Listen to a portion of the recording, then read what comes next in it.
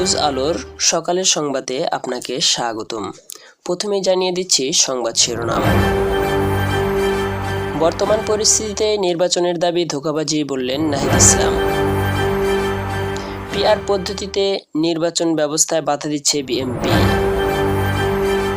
জুলাই সনদ বাস্তবায়ন ছাড়া নির্বাচনে যাবে না এনসিপি। স্থানীয় সরকার নির্বাচনে ইভিএম থেকে পুরোপুরি সরে দাঁড়ালেন নির্বাচন কমিশন। এতক্ষণ শুনছিলেন সংবাদ শিরোনাম, এখন শুনুন বিস্তারিত। বর্তমান পরিস্থিতিতে নির্বাচনের দাবি ধোঁকাবাজি। জাতীয় নাগরিক পার্টির আহ্বায়ক নাহিদ ইসলাম বলেছেন, গণ অভ্যুত্থানের পর আমরা অনেক কিছু আশা করেছিলাম। আমাদের সব আশা পূরণ হয়নি। আমাদের সব দাবি পূরণ হলে আমাদের রাজনৈতিক দল গঠনের প্রয়োজন হতো না। 1 বছর হলেও কোনো দাবি পূরণ করা হচ্ছে না। এই পরিস্থিতিতে নির্বাচনের দাবিকে ধোঁকাবাজি উল্লেখ করে তিনি বলেন, কেবল নির্বাচন করে আমাদের মাঝে একটি মূলা ছড়ানো হচ্ছে। আমরা এ ধরনের কোনো ধোঁকাবাজিতে বিশ্বাস করব না।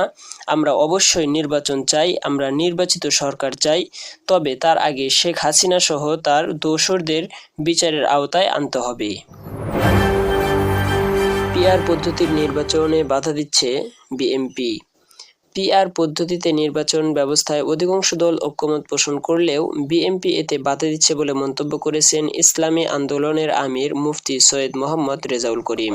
তিনি বলেছেন, তারা কেন এমন করছে বোঝা যাচ্ছে না, অথচ বামপন্থী দলগুলোও এতে সমর্থন দিচ্ছে। মুফতি সৈয়দ মোহাম্মদ রেজাউল করিম বলেন, বিগত 53 বছর যারা দেশ পরিচালনা করেছে তারা বিভিন্ন পন্থায় বোকা বানিয়ে আমাদেরকে ক্ষমতার সিঁড়ি হিসেবে ব্যবহার করেছে।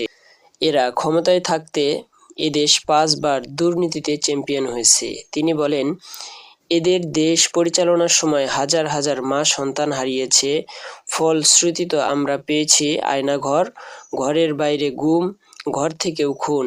দেশকে দেউলিয়ার পথে নিয়ে গিয়েছিল। আমরা স্বাধীনতা পেয়ে, কিন্তু দেশ ভারতের প্রেসক্রিপশনে পরিচালিত হচ্ছিল। জুলাই সনদ বাস্তবায়ন ছাড়া নির্বাচনে যাবে না এনসিপি। জাতীয় নাগরিক পার্টির আহ্বায়ক নাহিদ ইসলাম বলেছেন, জুলাই সনদ বাস্তবায়ন ছাড়া কোনো নির্বাচনে অংশ নেবে না এনসিপি। নীলফামারীর সৈয়দপুর উপজেলায় হাতিখানা কবরস্থানে জুলাই শহীদ সাজ্জাদ হোসেনের কবর জিয়ারত শেষে সাংবাদিকদের সঙ্গে আলাপকালে তিনি কথা বলেছেন। নাহিদ ইসলাম বলেন, দেশ গড়তে জুলাই পদযাত্রা শুরু করেছি।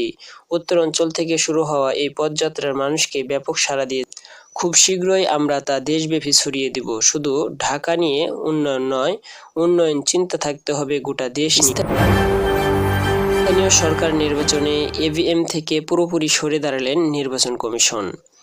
জাতীয় সংসদ নির্বাচনের পর এবার স্থানীয় সরকার নির্বাচনে ইলেকট্রনিক ভোটিং মেশিন ইভিএম ব্যবহারের পর থেকে পুরোপুরি সরে দাঁড়ালো এএম নাসির উদ্দিনের নেতৃত্ব নির্বাচন কমিশন। বৃহস্পতিবার 3 জুলাই ভোট কেন্দ্র স্থাপন ও ব্যবস্থা নীতিমালা 2025 প্রকাশ করে। সেখানে ইভিএম ব্যবহারের কোনো উল্লেখ রাখা হয়নি, যদিও নীতিমালাটি গেজেট আকারে জারি হচ্ছিল গত 26 জুন।